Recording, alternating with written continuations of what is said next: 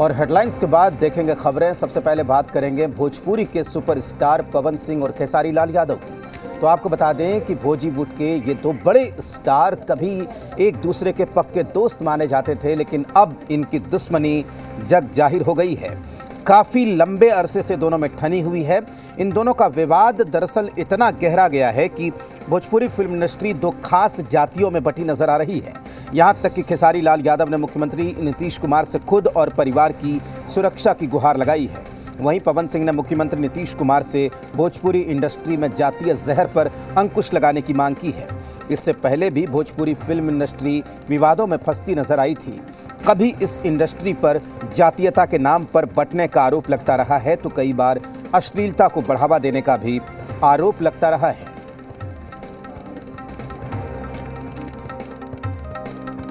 आज के ज़माने में, इंटरनेट के ज़माने में, ये जाति सूचक शब्द जो है कि अच्छा नहीं रहता। इस पर जो हमारे शिक्षा मंत्री हैं या कला संस्कृति मंत्री बिहार के हैं, इनको इस पर चिंतन और मंथन करने की ज़रूरत है। किसी जाति के लिए उसके जाति सूचक और जाति के नाम ले करके कुछ कहना ये अच्छा बात नहीं है। इस पर चिंतन मंथन करके इस पर विचार जरूर होना चाहिए। भोजपुरी फिल्मों में जिस तरह से जाति सूचक शब्दों का प्रयोग किया जा रहा है, मेरे हिसाब से ये बिल्कुल ही सही नहीं है। लेकिन एक तरफ से हमें ये देखना होगा कि भोजपुरी की पूरी संरचना को हमें बदलने की ज़रूरत है। भोजपुरी इतनी अच्छी भाषा है, इतनी अच्छी लैंग्वेज है, लेकिन उसके जिस प्रकार से फिल्मों में और गानों में उपयोग किया जा रहा है वो बहुत ही निंदनीय है। लोगों को तोड़ने लगे तो सवाल तो खड़ा होगा। मुझे लगता है कि कोई भी भाषा हो, कोई भी गीत हो, उसकी भाषाई मर्यादा, शालीनता बनी रहनी चाहिए। गीत समाज में सद्भाव पैदा करे, न कि विभेद पैदा करे। तो भोजपुरी में जो अश्लीलता है, इसको लेकर भी सवाल खड़े होते रहे हैं। अब जाति और मुझे लगता है ये और भी खराब है। मुझे लगता है इन सब से परहेज करना चाहिए। गीत लिखने वाले को, गाने वालों को और सुनने वाले को भी ऐसे गीतों का बहिष्कार करना चाहिए। पवन सिंह जी ने और खेसारी लाल यादव जी ने अपने अपने मुद्दाओं को लेकर के जो पत्र लिखा है माननीय मुख्यमंत्री नीतीश कुमार जी को, यकीनन मुख्यमंत्री जी जरूर इस पर कोई ना कोई निर्णय लेंगे, जांच पड़ताल करेंगे और सही फैसला जरूर इनके ऊपर आएगा। लेकिन मैं इन दोनों एक्टर्स से ये कहना चाहती हूँ कि ये जो जातिवाद है, इसे आप एंटरटेनमेंट इंडस्ट्रीज में प्लीज ना डालें। तो जिस तरीके से भोजपुरी इंडस्ट्री के दो बड़े सितारे, दो बड़े कलाकार आपस में लड़ रहे हैं, जिस तरीके से विवाद यहाँ पर गहरा गया है, ये कहीं ना कहीं पूरी इंडस्ट्री के लिए और पूरे बिहार के लिए अच्छी खबर नहीं है। जी मीडिया संवाददाता रितेश इस वक्त हमारे साथ जुड़े हुए हैं। रितेश से बात करेंगे। रितेश, सबसे पहले तो डिटेल में बताइए कि आखिर क्या विवाद है, क्या लड़ाई है, क्योंकि जो कुछ भी हो रहा है वो बेहद ही दुर्भाग्यपूर्ण कह सकते हैं पूरे बिहार के लिए, क्योंकि दो बड़े नाम, दो बड़े स्टार जिनको देखकर लोगों को प्रेरणा लेनी थी, लोगों को अच्छे कामों के लिए इन्हें जागरूक करना चाहिए था, कैसी इमेज बना रहे हैं ये अपनी और भोजपुरी इंडस्ट्री की? अब बिल्कुल सही कहा राजेश आपने। जो गड्ढा बड़े स्टार्स ने खोदा है, अब उसी में गिर रहे हैं, और जब गिरने लगे हैं, गिर चुके हैं, तो देखिए कि कैसे अब सामने आ रहे हैं और अब जनता से, सरकार से अपील कर रहे हैं कि अश्लीलता को हटाइए, जातिवादिता को हटाइए। दो अलग अलग मामले हैं। खेसारी लाल यादव का मामला है कि यूट्यूबर ने उन्हें धमकी दिया और इस बाबत उन्होंने FIR दर्ज कराने की कोशिश की। FIR दर्ज नहीं हुई, जिसको लेकर उन्होंने मुख्यमंत्री नीतीश कुमार से अपील की। लेकिन घटना का जो मूल है, जो जड़ है, वो भी कहीं ना कहीं अश्लील गाने और जातिवादिता है, क्योंकि जो दो यूट्यूबर्स हैं यानी गौतम सिंह और समर कुमार सिंह, वो जो मुहिम चलाते हैं वो अश्लीलता और भोजपुरी गानों में जो जातिवादिता का जहर है उसके खिलाफ चलाते हैं, और वहीं से इस विवाद की शुरू हुई। दूसरी बात करते हैं पवन सिंह की, तो पवन सिंह सामने आते हैं और मुख्यमंत्री नीतीश कुमार से फेसबुक के माध्यम से अपील करते हैं कि जो भोजपुरी गानों में जातिवादिता का जहर घुल गया है, जो अश्लील गाने आ रहे हैं, कहीं ना कहीं हमारी संस्कृति, हमारे कल्चर पर इसका असर पड़ रहा है। इस बार देखिए कि इसका व्यापक असर हुआ है। जी मीडिया हमेशा ऐसे खबरों को तरजीह देता है, प्रमुखता हम देते हैं, और खुद कला संस्कृति मंत्री और बाकी जितने भी राजनीतिक जो पार्टियां हैं अब प्रतिक्रिया दे रही हैं, और उनका भी कहना है कि नहीं, अब इन सारी चीज़ों पर रोक लगना चाहिए, क्योंकि इसका जो विरोध है जब आम जनता ही कर रही है।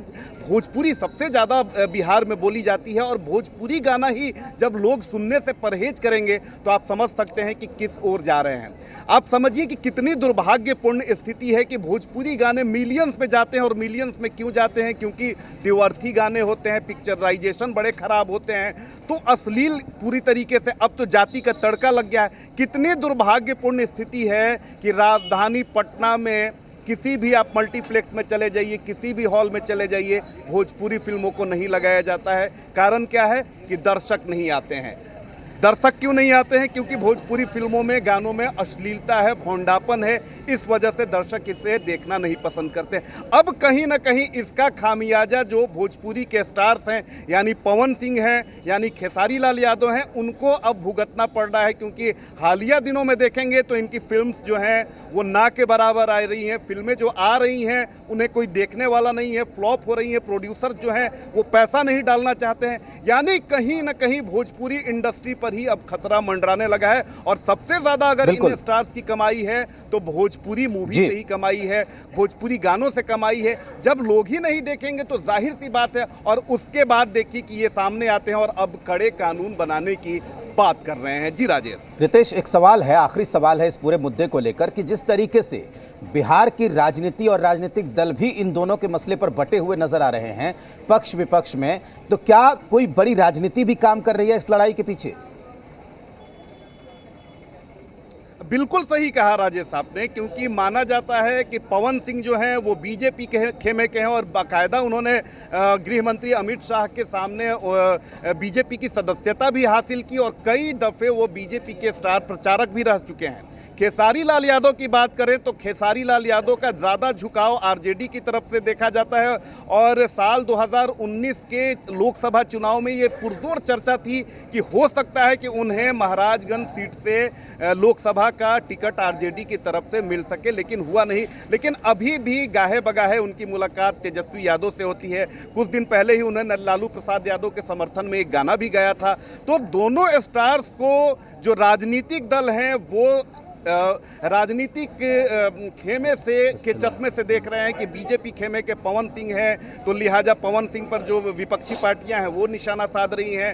खेसारी लाल यादव का अगर एफआईआर नहीं हो रहा है तो उसमें भी राजनीति देखी जा रही है कि नहीं, ये आरजेडी खेमे के हैं और इसको लेकर राजनीति हो रही है, और कहीं ना कहीं उनकी बात अनसुनी की जा रही है। ये परिपाटी भी बेहद खतरनाक है, क्योंकि अगर चलिए स्टार्स ने गाना गाया, अश्लीलता को बढ़ावा दिया, लेकिन अब उन्हें बुद्धि आ गई है, समझ आ चुकी है कि नहीं ये चीज़ें खतरनाक हैं, तो कम से कम इसे राजनीतिक चश्मे से देखना सही नहीं है। इस पर गंभीर एक्शन की ज़रूरत है, क्योंकि महिलाओं से भी हमने बात की। महिलाओं का साफ तौर पे कहना है कि कभी सार्वजनिक जो पब्लिक ट्रांसपोर्ट होता है, ऑटो की बात कर लें, बसों की, वहाँ पर भोजपुरी गाने ऐसे बजते हैं, ड्राइवर्स बजाते हैं, कोई रोक टोक लगाने वाला नहीं है, और महिलाएं जो हैं वो शर्मसार होती हैं। जी राजेश। बिल्कुल रितेश, बहुत शुक्रिया आपका पूरी जानकारी के लिए। और आपको बता दें कि जो ये जंग चल रही है, जो ये लड़ाई दो बड़े नामों के बीच छिड़ी हुई है, कहीं ना कहीं बिहार, उसमें बिहार भी बदनाम हो रहा है। हमारी भोजपुरी